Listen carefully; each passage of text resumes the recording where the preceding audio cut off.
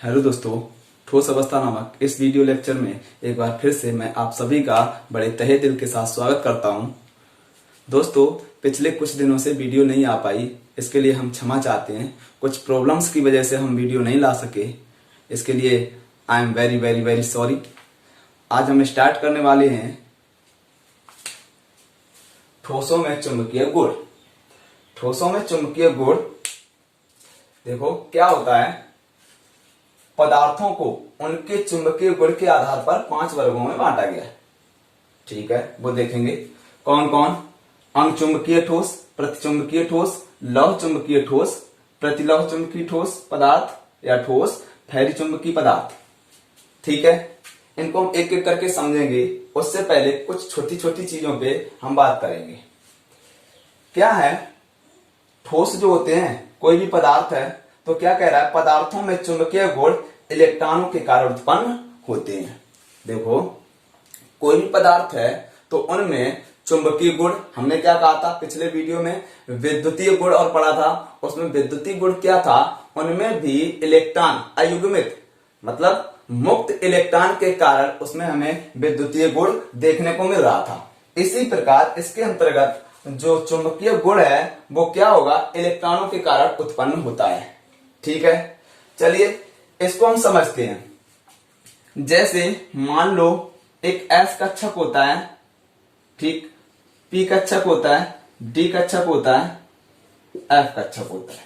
ठीक है, अब S कक्षक में आपको पता है एक ऑर्बिटल होता है और एक ऑर्बिटल में कितने, 2 इलेक्ट्रॉन रह सकते हैं। इसी प्रकार P में कितने होते हैं, 3 ऑर्बिटल होते हैं और एक ऑर्बिटल में 2 इलेक्ट्रॉन रहते हैं। सही बात है। इसी प्रकार D में कितने, 5 होते हैं।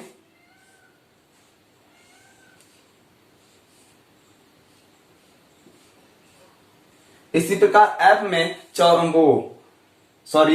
7 होते हैं। F में 7 होते हैं और एक ऑर्बिटल में कितने, 2 इलेक्ट्रॉन होते हैं। तो इसमें 2 इलेक्ट्रॉन, इसमें 6 होंगे। इसी प्रकार इसमें 10 होंगे।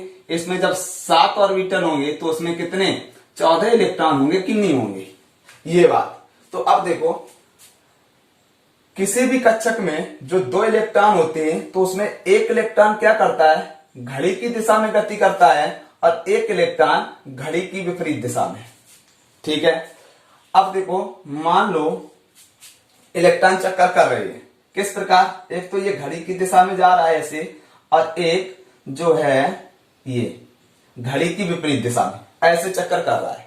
तो अब क्या होता है, जब ये दोनों इलेक्ट्रॉन एक दूसरे की विपरीत दिशा में गति करते हैं तो ये एक दूसरे के चुंबकीय गुण को, दोनों इलेक्ट्रॉन एक दूसरे के चुंबकीय गुण को क्या कर देते हैं, निरस्त कर देते हैं। जिसके कारण चुंबकीय गुण का मान जो है ना वो होता है चुंबकीय गुण।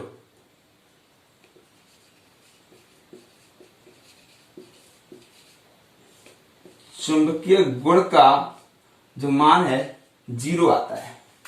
ठीक है, अब इसी को अगर चुंबकीय गुण 0 है तो इसमें बल आघूर्ण भी हमारा क्या होगा, बल आघूर्ण का भी मान 0 ही होगा। ठीक है, बल आघूर्ण फिजिक्स का टॉपिक है, फिजिक्स में पढ़ने को मिलेगा आपको। ठीक है, यहाँ पे बस इतना समझ लो, चुंबकीय गुण अगर 0 आ रहा है तो बल आघूर्ण भी क्या 0 आएगा। ठीक है, अब उसके बाद यहां पे क्या है, एक चीज देखो, मिडिल में नाभिक होता है, इसके चारों तरफ चक्कर कौन करता है, इलेक्ट्रॉन करते हैं। सही है। अब इलेक्ट्रॉन यहां पे जैसे आपको पता है कि सूर्य होता है, सूर्य के चारों तरफ ग्रह उपग्रह चक्कर काटते हैं। ठीक है, मान लो पृथ्वी घूम रही है सूर्य के चारों तरफ, तो पृथ्वी क्या करती है, पृथ्वी एक तो सूर्य के चारों तरफ परिक्रमा कर रही है और एक वो अपने अक्ष पे भी तो घूम रही है। 2 कंडीशन लग रही है। वही यहाँ पे इलेक्ट्रॉन जो है ना, इलेक्ट्रॉन इस नाभिक के मिडिल में नाभिक होता है, नाभिक में क्या होता है, प्रोटॉन और न्यूट्रॉन। ठीक है, और इलेक्ट्रॉन इसके चारों तरफ गति करते हैं। प्रोटॉनों पे होता है पॉजिटिव आवेश और इलेक्ट्रॉनों पे होता है नेगेटिव आवेश। और पॉजिटिव और नेगेटिव में हमने कहा था क्या होता है, हमेशा आकर्षण होता है। ठीक है, अब वही चीज अब इलेक्ट्रॉन इसके चारों तरफ किस प्रकार चक्कर कर रहे हैं, देखो इलेक्ट्रॉन इस नाभिक के चारों तरफ चक्कर करेंगे, ठीक है, मतलब कि इसके चारों तरफ जो चक्कर करेंगे तो उसको हम कहेंगे कक्षीय गति, सही है, ठीक। अब जब इलेक्ट्रॉन इसके चारों तरफ तो गति कर ही रहे और इलेक्ट्रॉन पृथ्वी की तरह अपने अक्ष पे भी घूम रहे हैं, तो उसको हम कहेंगे अक्षीय गति, अक्षीय गति, ये दो चीजें, ठीक है। तो इसमें सीधी सी बात क्या कह रहा है, पदार्थों में जो चुंबकीय गुण होगा वो किसके कारण उत्पन्न होगा, इलेक्ट्रॉनों के कारण, बस इलेक्ट्रॉन जो इधर से उधर गति करेंगे उसी की वजह से उसमें हमें चुंबकीय गुण देखने को मिलेगा, सीधी सी बात। चलिए अब हम आगे बात करते हैं, जो हमारा जो पहला भाग है, क्या अनुचुंबकीय ठोस। अनुचुंबकीय ठोस को देखेंगे, इसको हम रफ कर देते हैं, इनको रफ कर। अब देखो पहला प्रकार है अनुचुंबकीय ठोस। अनुचुंबकीय ठोस देखो क्या कह रहा है, समझते हैं इसे हम।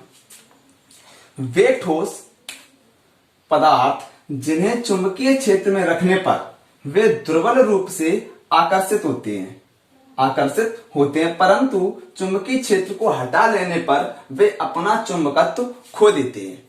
चलो इसे समझते हैं। देखो वे ठोस पदार्थ जिन्हें चुंबकीय क्षेत्र में रखने पर, मान लो ये कोई ठोस पदार्थ है, ठीक है, अब इसको आप चुंबक मान लो, ठीक है, इसको चुंबक मान लो और इसको इसकी उपस्थिति में क्या कह रहा है, देखो वे ठोस पदार्थ जिन्हें चुंबकीय क्षेत्र में रखने पर, ये ठोस पदार्थ मान लो, इसको चुंबक मान लो, तो इसको इस चुंबक की उपस्थिति में रखने पर वे दुर्बल रूप से आकर्षित होते हैं। देखो ये है चुंबक, ये ठोस पदार्थ, अब इसकी उपस्थिति में ये इससे टच करेंगे, ये दो ठोस पदार्थ हैं मान लो, इनको अगर हम आपस में टच करेंगे तो ये मतलब ऐसे, अब इसको हम क्या करें, इनको हम चुंबक यहां से लगा दें तो क्या है, ये भी इससे जुड़ जाएगा, जुड़ेगा कि नहीं बोलो। ये तो बचपन में खेल खेला होगा आपने कि ये मान लो चुंबक है, इससे हमने एक ठोस पदार्थ को कील लगा दी, अब अगर इससे भी हम कील लगाएं तो ये भी इससे चिपक जाएगी। अब अगर हम इस चुंबक को हटा लें तो ये भी अलग हट जाएगा कि नहीं। वही कंडीशन कह रहा है कि वे ठोस पदार्थ जिन्हें चुंबकीय क्षेत्र में रखने पर वे दुर्बल रूप से आकर्षित होते हैं, परंतु चुंबकीय क्षेत्र को, मतलब अभी बताया था, चुंबकीय क्षेत्र को हटा लेने पर अपना चुंबकत्व खो देते। जैसे ही हम इस चुंबक को हटाएंगे तो वो नीचे वाला जो इससे टच हुआ होगा वो क्या करेगा, वो भी अपना चुंबकत्व खो देगा। सही बात है, ये तो बचपन में खेल खूब खेला होगा, वही चीज है यहाँ पे। तो इसके एग्जाम्पल क्या है, देखो cobalt, iron, manganese, nickel, chromium, सही है, आदि। ये तो था हमारा अनुचुंबकीय ठोस। उम्मीद करता हूं आपको समझ में आ रहा होगा। अगर समझ में आ रहा है तो आप लाइक जरूर कर दें। उसके बाद देखो दूसरा प्रकार है प्रतिचुंबकीय ठोस। प्रतिचुंबकीय ठोस क्या होते हैं, देखो वे ठोस पदार्थ जिन्हें चुंबकीय क्षेत्र में रखने पर वे दुर्बल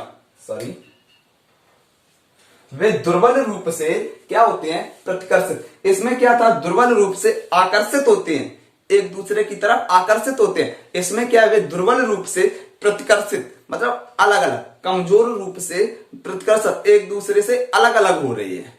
वही कंडीशन है, क्या रखने पर वे दुर्बल रूप से प्रतिकर्षित होते हैं।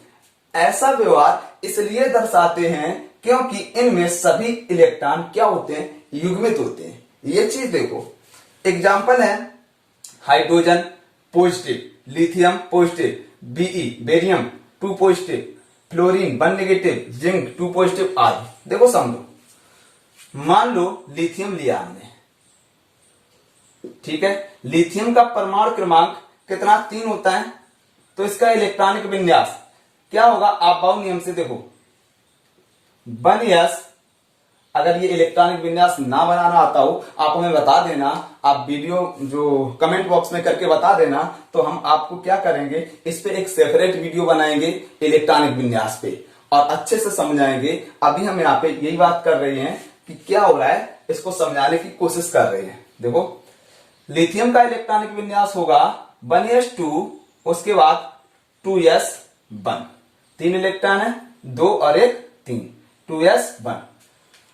ये तो लिथियम है। अब क्या कह रहा है यहां पे, देखो लिथियम 1 पॉजिटिव, इसका इलेक्ट्रॉन बनाना है, इलेक्ट्रॉनिक विन्यास बनाना है हमें।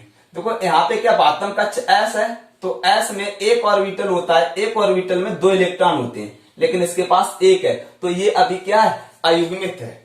अब हम बनाने वाले हैं लिथियम पॉजिटिव, लिथियम पॉजिटिव का। तो देखो कैसे होगा, 1s2। अब पॉजिटिव मतलब ये एक इलेक्ट्रॉन का त्याग कर चुका है, यहां पे पॉजिटिव लगा है ना, तो इसका मतलब क्या है, ये एक इलेक्ट्रॉन का त्याग कर चुका है। तो वही चीज यहाँ पे 1s2, तो ये वाला कक्षक इसने समाप्त कर दिया। अब ये इसका कक्षक पूर्ण है कि नहीं है, और अब ये क्या है, युग्मित है। तो वही कह रहा है, ऐसा व्यवहार इसलिए दर्शाते हैं क्योंकि इनमें सभी इलेक्ट्रॉन युग्मित होते हैं। इसको देखो बेरियम क्या है, इसका परमाणु क्रमांक होता है 4, ठीक है। इलेक्ट्रॉनिक विन्यास बनाते हैं 1s2 2s2, ठीक है। फर्स्ट कक्षक में 2 इलेक्ट्रॉन रहते हैं। देखो अब यहां पे ये क्या है, एस कक्षक में 2 इलेक्ट्रॉन है कि नहीं है, 2 इलेक्ट्रॉन। अब समझो एक नियम बताया था हमने, 2 8 8 18 18 32, तो वही कंडीशन यहां पे लगेगी। जैसे देखो बीच में नाभिक, इसके चारों तरफ चक्कर लगाते हैं इलेक्ट्रॉन, ठीक। तो फर्स्ट कक्षक में 2 इलेक्ट्रॉन रह सकते हैं, दूसरे में 8। तो देखो इसमें क्या है, ये बेरियम, इसका कितना है, 4 परमाणु क्रमांक है, तो इलेक्ट्रॉन कितने, 4 होंगे। तो फर्स्ट कक्षक में तो 2 इलेक्ट्रॉन आ जाएंगे। अब बचे कितने इसके पास, 2 बचे ना, तो 2 यहां पे। अब इसे अब भी अपना अष्टक पूरा करने के लिए, मतलब 8 इलेक्ट्रॉन पूरे करने के लिए 6 इलेक्ट्रॉन चाहिए। तो ये 6 इलेक्ट्रॉन ग्रहण नहीं करता, ये 2 इलेक्ट्रॉन का त्याग, इसीलिए बेरियम पे यहाँ पे क्या था, 2 पॉजिटिव।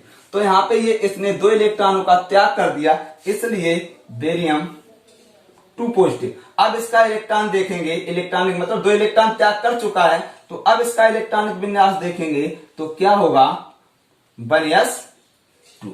ये अब इसका ये कक्षक पूर्ण है। तो ये क्या कह रहा है, ऐसा व्यवहार इसलिए दर्शाते हैं क्योंकि इनमें सभी इलेक्ट्रॉन युग्मित होते हैं, ठीक है। अगर इलेक्ट्रॉनिक विन्यास बनाना आता हो मेरे प्यारे दोस्तों, फिर से कह रहा हूं, आप हमें कमेंट बॉक्स में कमेंट करके बताइए, हम उस पर एक सेपरेट वीडियो बनाएंगे, ठीक है। चलिए आगे बढ़ते हैं। अगला प्रकार है लौह चुंबकीय ठोस। चलिए अब तक जो हमने 2 प्रकार पढ़े, उनको क्या हमने इलेक्ट्रॉनों के आधार पे हमने वर्गीकृत किया, समझा, उसको इलेक्ट्रॉनों के आधार पे हमने समझा। अब ये जो हमारे बचे हुए 3 प्रकार हैं, तो इनको हम क्या करेंगे, डोमेनों के आधार पे समझेंगे। इलेक्ट्रॉन, उनमें क्या हो रहा था, इलेक्ट्रॉनों का इधर उधर गति करना, मतलब विचलन करने के कारण उसमें चुंबकीय गुण देखने को मिल रहा था। अब इसमें क्या होगा, हम डोमेनों के आधार पे इसको हम समझेंगे। अब ये डोमेन क्या होता है, इसको समझते हैं सबसे पहले। चलो देखो डोमेन जो है ना, डोमेन ये धातु आयनों के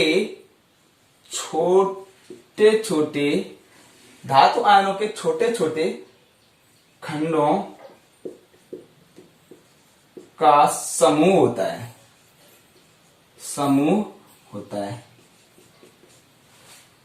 देखो डोमेन क्या है, ये धातु आयनों के छोटे छोटे खंडों का एक समूह होता है, ठीक है। और प्रत्येक डोमेन एक सूक्ष्म चुंबक की भांति व्यवहार करता है, ये चीज जान लो।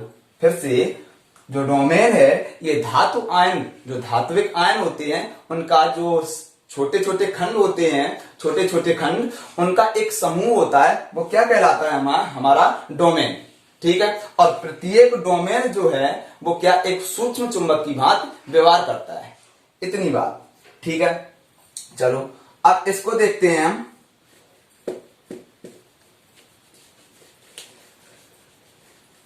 क्या कह रहा है, देखो ऐसे ठोस पदार्थ जिन्हें बाह्य चुंबकीय क्षेत्र में स्थापित करने पर, ऐसे ठोस पदार्थ जिन्हें बाह्य चुंबकीय क्षेत्र में स्थापित करने पर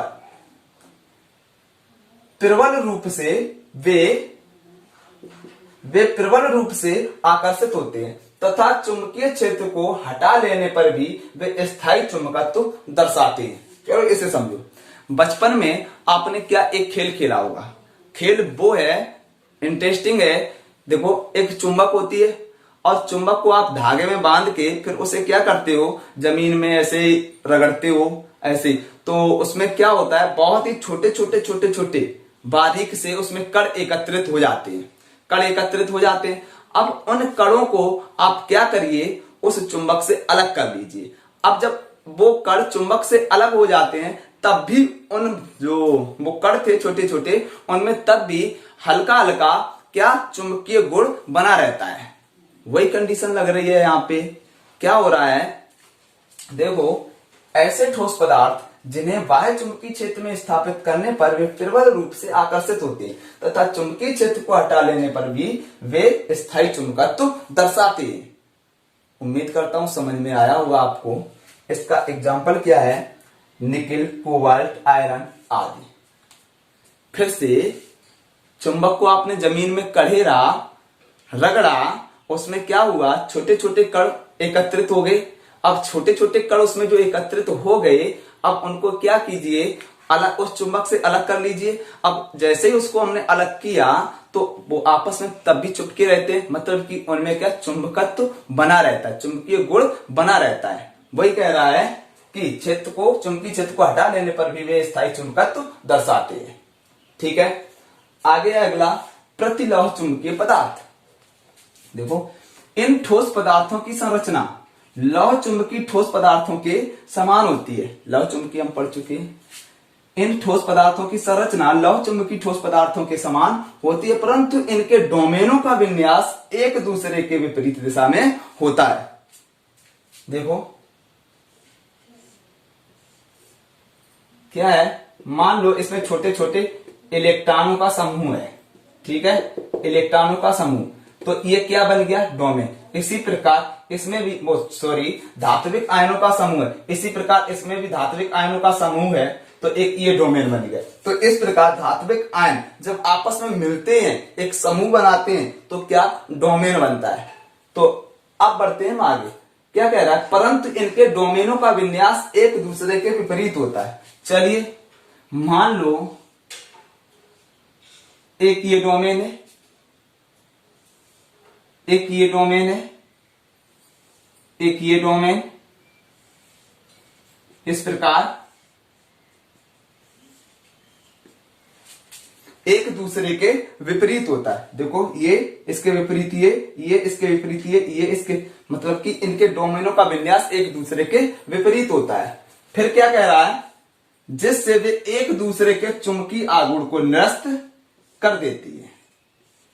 जिससे मतलब ये इसके जैसे इलेक्ट्रॉनों में हो रहा था, घड़ी की दिशा में और घड़ी की विपरीत दिशा में, वो एक दूसरे के चुंबकीय आघूर्ण को निरस्त कर देते। इसी प्रकार यहाँ पे डोमेन एक दूसरे के विपरीत दिशा में होने के कारण वे एक दूसरे के चुंबकीय आघूर्ण को निरस्त कर देते हैं, जिसके कारण क्या कह रहा है, चुंबकीय आघूर्ण को निरस्त कर देते हैं, अर्थात इनका चुंबकीय आघूर्ण जो है ना, क्या होता है, शून्य होता है।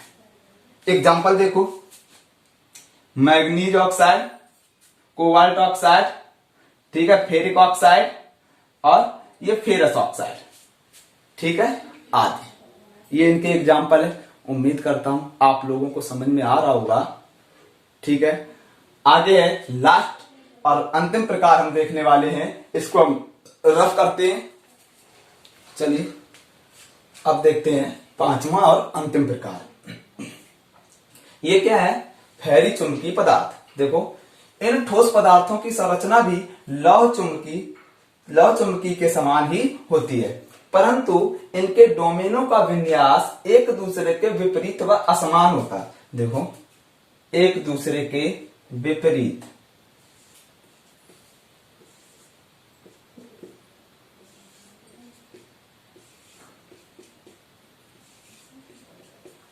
क्या कह रहा है, देखो इनके डोमेनों का विन्यास एक दूसरे के विपरीत व असमान होता है। देखो ये इसके विपरीत, ये इसके बल आघूर्ण को, वो चुंबकीय आघूर्ण को निरस्त कर देगा, ये इसके, अब ये क्या कह रहा है, एक दूसरे के विपरीत व असमान। ये देखो असमान आ गया, मतलब विपरीत ही नहीं, विपरीत तो होता ही है लेकिन असमान भी होता है, तो वही कह रहा है एक दूसरे के विपरीत व असमान होता है। अतः इनका चुंबकीय आघूर्ण बहुत कम होता है। इनमें होता है चुंबकीय आघूर्ण होता है, लेकिन जब पिछले वाले में क्या हो रहा था कि वो एक दूसरे के सारे एक दूसरे के विपरीत थे, तो वो एक दूसरे के कैंसिल कर दे रहे थे। यहाँ पे ऐसा नहीं है, इसमें विपरीत भी है और असमान भी है। अब इनकी वजह से इसमें कुछ चुंबकीय आघूर्ण देखने को मिलेगा जो कि बहुत ही कम होगा।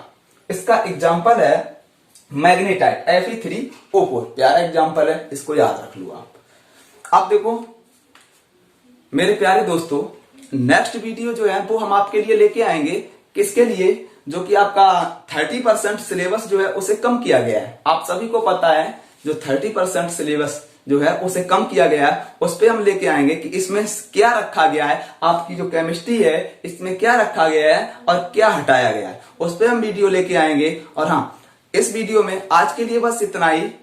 Thanks for watching my video, please press the bell icon. धन्यवाद।